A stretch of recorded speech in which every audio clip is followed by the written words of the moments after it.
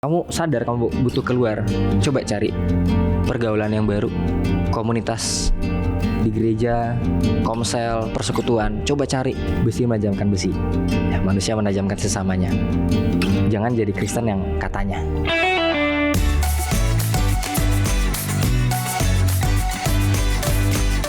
Nah, seperti apa proses Tuhan membawa kamu ke Jakarta? Oke. Jadi awalnya aku tuh nggak mau kuliah di Jakarta sebenarnya. Aku tuh mau kuliahnya sama teman-teman di Surabaya. Sampai akhirnya datang ke Jakarta, ketemu teman-teman, beberapa teman-teman. Ya FOMO juga, takut nggak dapat teman. Jadi kita udah punya circle segala macam. Ada satu orang dari luar circle itu datang ngajakin satu circle ini ke gereja. Mereka pada mau karena kan orang-orang rantau juga. Ya kita belum dapet gereja nih di sini. Meskipun mungkin formalitas, rutinitas, tapi kan mungkin ada. Gue juga pengen deh ibadah gitu ya. Aku yang FOMO ikut gaya. Udah ikut deh. Akhirnya ikut circle itu ke gereja. Mungkin gerejanya agak beda alirannya dengan yang aku dulu. Jadi ada culture shocknya juga. Tapi satu feeling berasa, gue di welcome ya. Gue pengen lagi dong datang minggu depannya. Gue pikir kalau ini teman-teman nggak mau ikut lagi, gue mau datang. Gue sendiri mau datang. Itu penasaran tuh. Gue datang. Dan pada akhirnya minggu kedua datang, ada satu kokoh rohani lah ya gitu. Waktu itu khotbah, dia lagi kesaksian soal hidupnya. Ternyata jauh lebih hancur dari hidupku gitu ya. Jauh lebih, papa mamanya gimana, diceritain. Ya waktu itu logikaku, ada ya orang bisa ibaratnya mempermalukan diri sendiri, buka aib di atas mimbar gitu ya. Tapi dia mau saksiin itu, dia free sexnya juga gila gitu ya, edik banget segala macam. Tapi kan sambil dia cerita itu kan kita penasaran ya. Berarti sekarang enggak dong? Apa yang bikin itu enggak? Gitu kan. Dengerin terus sampai nggak sadar air mata ngalir. Nggak tahu itu apa waktu itu. Lalu waktu itu ada mungkin semacam altar call juga. Ada semacam altar call juga. Nah berdiri, nangis di jamaah Tuhan. Kalau ditanya feelingnya apa, rasanya apa waktu itu, nggak ngerti juga. Cuma berasa dipeluk aja. Kasihnya Tuhan tuh ngalir. Aku berasa waktu itu.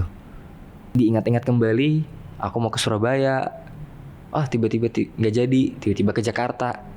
Di Jakarta tiba-tiba temennya yang ini bener-bener spesifik, yang ini yang diajak ke gereja, ya bisa ngerasain itu semua. Itu buat aku plannya Tuhan keren banget sih. Di situ aku belajar, hadirat Tuhan itu nagih,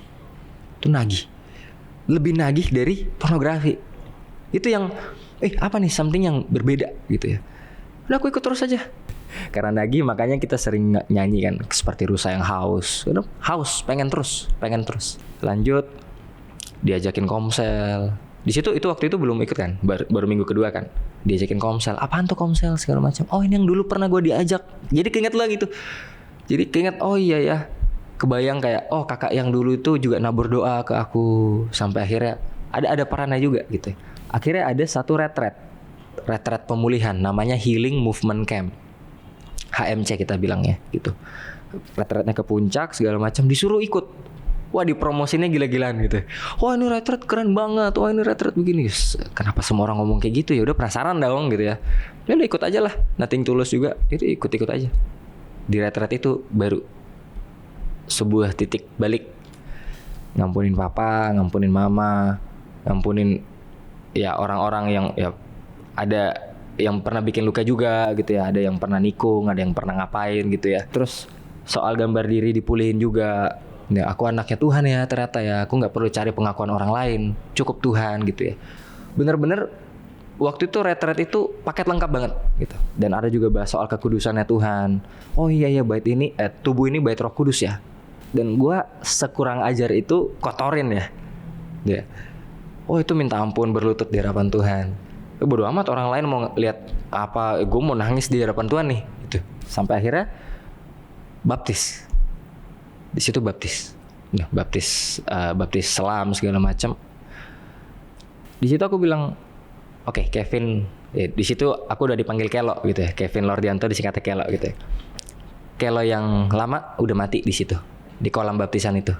Kelo yang baru udah lahir gitu. Apa sih pesan yang mau kamu tanamin dari setiap konten kamu ini?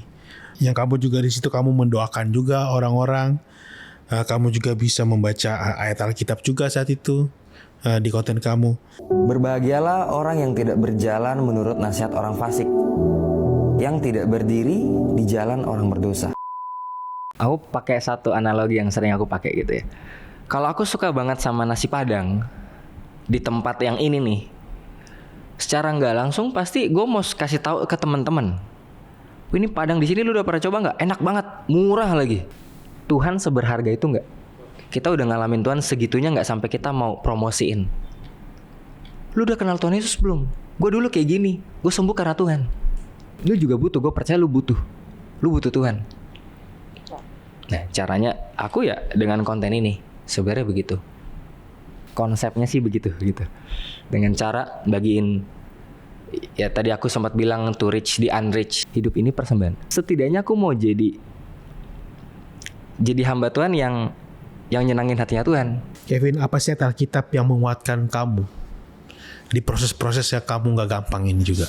Aku sangat suka Mazmur 23. Tuhan gembalaku, takkan kekurangan aku. Itu deep banget buat aku. Tuhan gembalaku, dia gembala yang baik, aku gak akan kekurangan. Aku domba. Aku gak tahu ini bener apa enggak, bisa dicek aja. Tapi domba itu gak bisa hidup sendirian. Domba itu hidup dalam kawanan. Makanya tadi pergaulan, komunitas. Tapi domba juga butuh gembala. Kalau enggak ada yang tuntun. Domba, aku pernah lihat satu video, ada domba jatuh ke selokan gitu ya. Terus diangkat sama gembalanya, terus lompat-lompat lagi jatuh lagi ke selokan. Mungkin lucu sih, cuman aku dalam hati kayak, ini aku nih. Ini aku. Konyol banget nih, tapi Tuhan dengan sabarnya angkat lagi dari selokan, jatuh lagi, angkat lagi gitu. Jadi ya Tuhan gembalaku yang baik. Aku nggak akan pernah kekurangan. Pesan kamu untuk anak-anak remaja, anak-anak muda Indonesia yang mungkin saat ini juga sedang dalam struggling pergaulan yang tidak baik, susah dalam keterikatan, pergaulan bebas juga. Apa sih pesan dari Kevin untuk supaya anak-anak remaja bisa keluar dan melakukan hal positif juga pastinya? Oke, pesan buat teman-teman semua dimanapun kalian berada, Tuhan begitu mengasihimu. Bener-bener ini bukan klise, bukan ya oke lah template segala macam, enggak. Kamu berharga di mata Tuhan, kamu biji matanya Tuhan. Jadi Tuhan punya tujuan dalam hidupmu. Kalau kamu sekarang terjebak dan kamu sadar kamu butuh keluar, coba cari pergaulan yang baru, komunitas di gereja, komsel, persekutuan. Coba cari, tertanam di sana, ikut di sana, dimuridin di sana. Percayalah, nggak ada yang sempurna, tapi coba ikutin prosesnya. Karena aku percaya itu tuh dari Tuhan. Besi menajamkan besi, ya manusia menajamkan sesamanya. Itu dari Tuhan. Lalu jangan jadi Kristen yang katanya. Kamu perlu ngalamin pribadi. Perlu banget ngalamin pribadi. Kalau enggak semuanya akan jadi teori, jadi template. Ngalamin dia pribadi. Kalau belum, carilah. Kalau kita cari, dia berkenan untuk ditemui. Buat semua sahabat Super Youth yang saat ini sedang bergumul dengan masalah, kamu yang merasa sakit hati atau menyimpan kebencian, atau kepahitan dengan orang yang menyakiti kamu, seperti teman, sahabat, keluarga.